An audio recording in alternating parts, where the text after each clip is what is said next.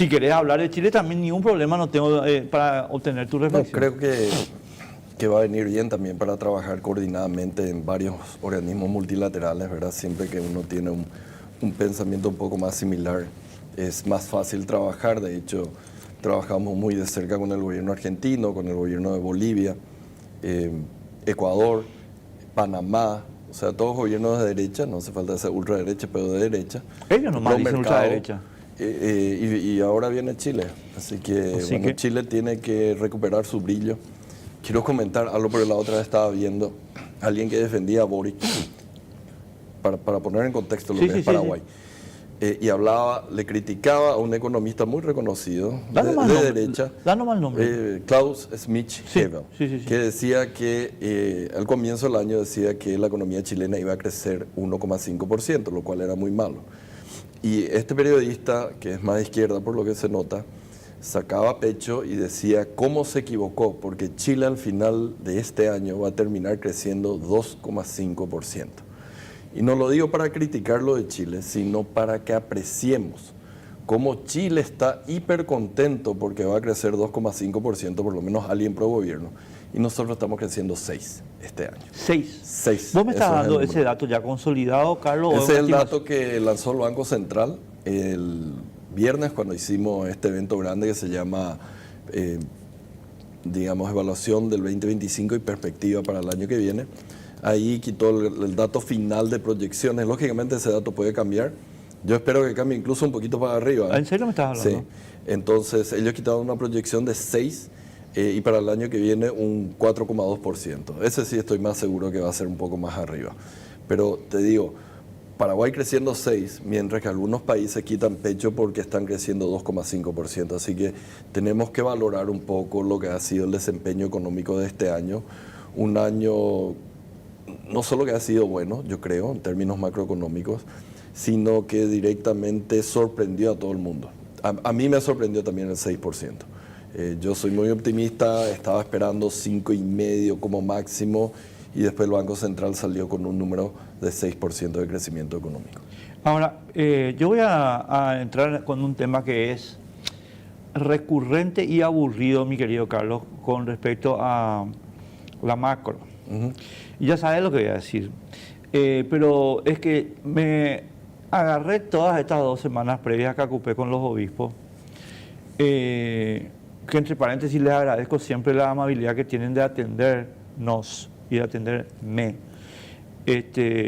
Porque hay gente que no quiere hablar, ¿verdad? Pero los obispos sí, a pesar de la crítica que yo les hago. Así que muchísimas gracias. No, te decía porque uno de los ejes articuladores del discurso de KQP, pero también de la oposición y también de un sector muy amplio de la prensa, es que la macro no baja a la micro. Yo estuve chequeando algunos datos, pero cuando hago mi resumen diario no es que me estuve investigando ni nada, ¿verdad? Récord de operación en tarjeta de crédito, récord de bancarización, récord de venta de ladrillos para construcción.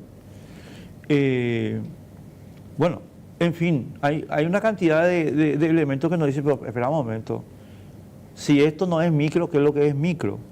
Pero yo no me pongo, ¿sabes por qué, Carlos, yo te hago esto? Yo no quiero, yo sé que aparezco como defensor del gobierno en este tema y no me calienta, pero me preocupa que cuando hacen esta crítica terminemos en Boric.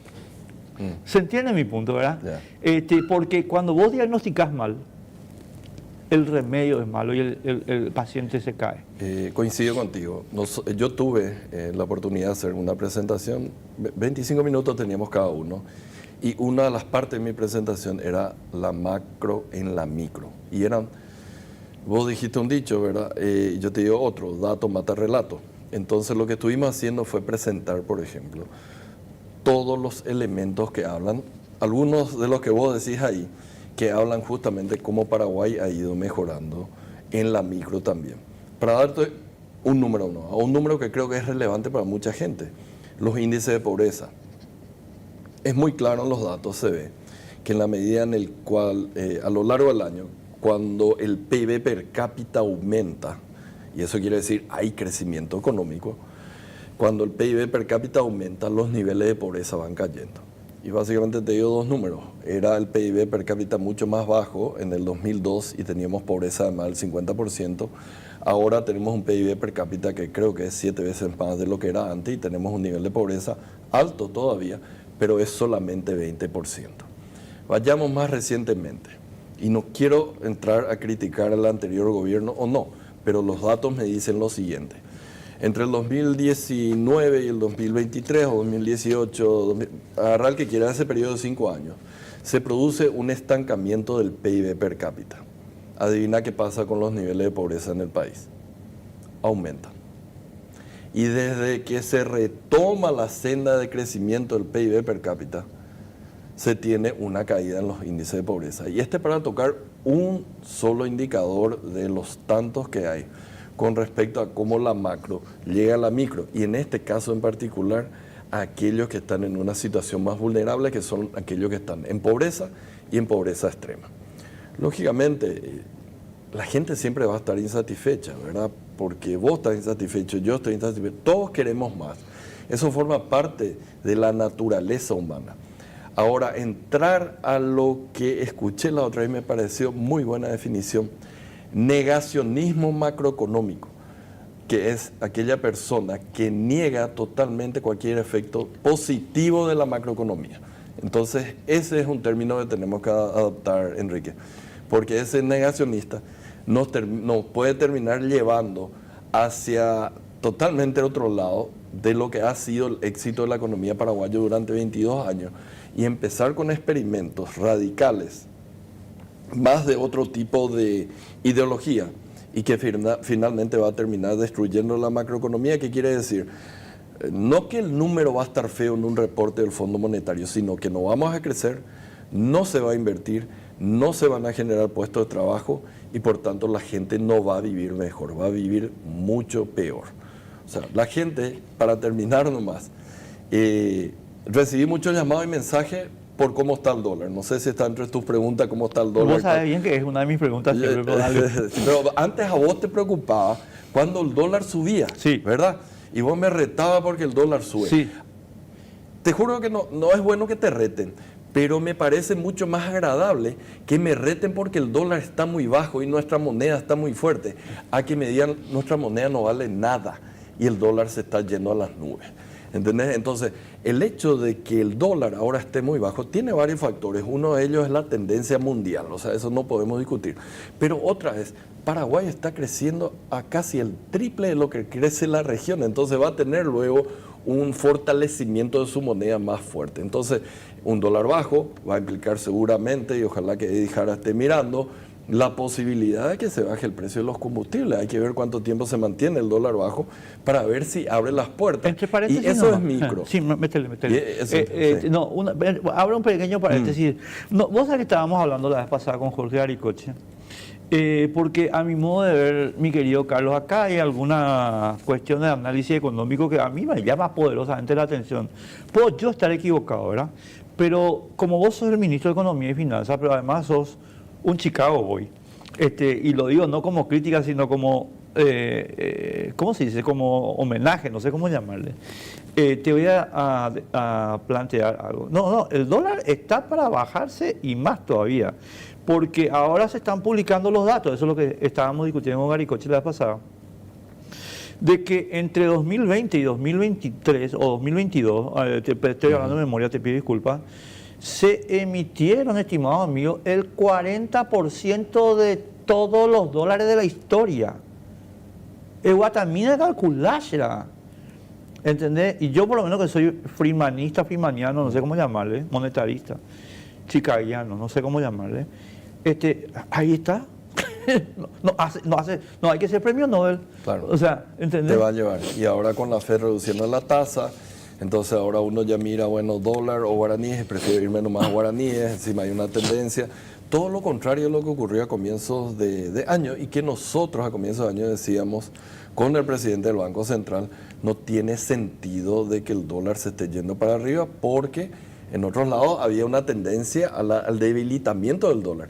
Y entonces ahí se justifican las intervenciones que hizo el Banco Central en aquel momento y que algunos colegas empezaron a criticar porque el Banco Central interviene cuando sube el dólar. No, si no vemos fundamentos, la economía estaba creciendo fuerte, no había ningún desequilibrio fiscal y el dólar a nivel mundial se iba debilitando, ¿cómo no va a intervenir el Banco Central en el mercado cambiario? Y para eso tenemos la reserva, que cuando detectemos una situación que consideramos anormal por los fundamentos, podamos usar la reserva.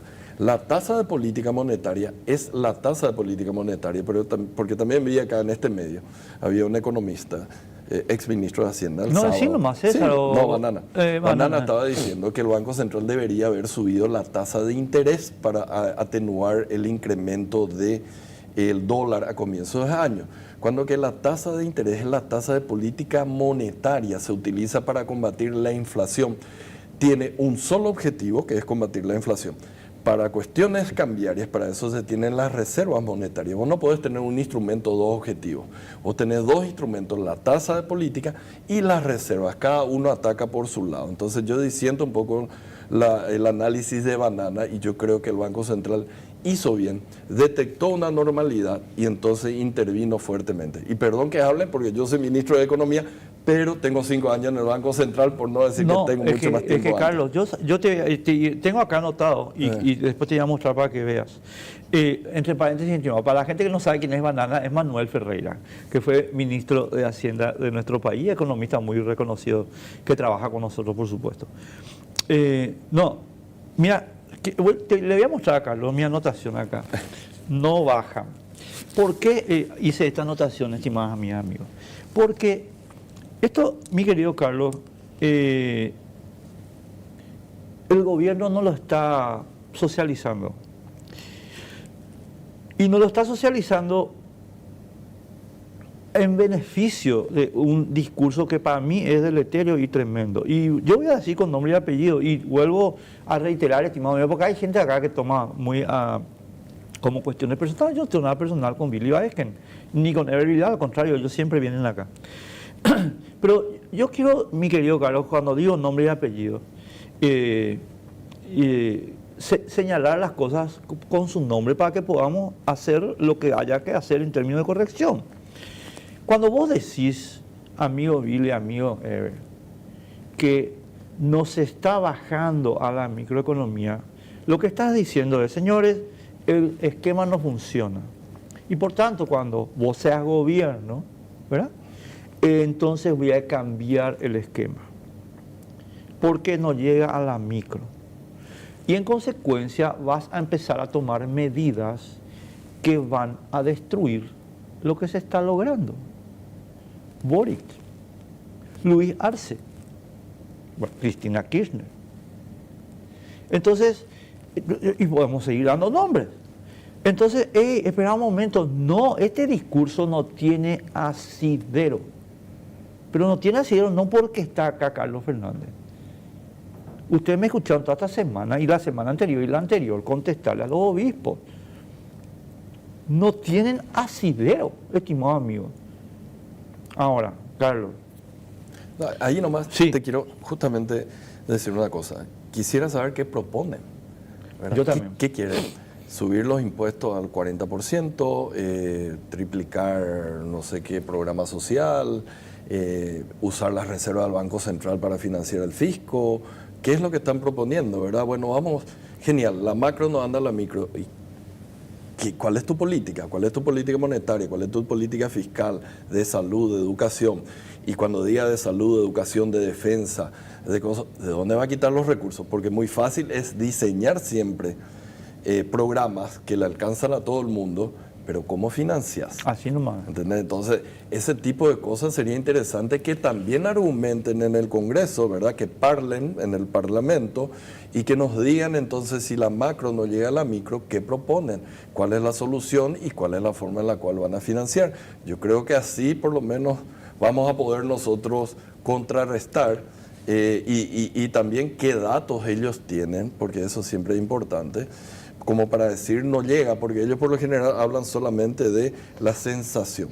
Pero la sensación para mi hijo que acaba de llegar de Chicago es de placer con 38 grados afuera. Yo le quiero matar porque me estoy muriendo de calor, ¿verdad? Entonces cuando entramos en sensaciones, en cuestiones que son no racionales ni pensadas, sino emocionales, ahí no nos vamos a poner de acuerdo.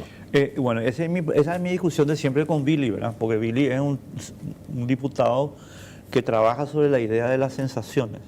Y la idea de las sensaciones es totalmente subjetiva. Y esa es una idea muy peligrosa, creo yo. Ahora, dicho todo esto, Carlos, acá yo creo que sí tenemos un problema, ¿verdad? Tenemos un problema que es 17% de incremento de los precios de la canasta alimentaria. Sí. Y yo quiero hacer una pequeña aclaración, vuelvo a reiterar, yo soy de Friedman. No todo aumento de precios es inflación, estimado amigo. Para que haya inflación, los aumentos de precios tienen que ser generales y uniformes.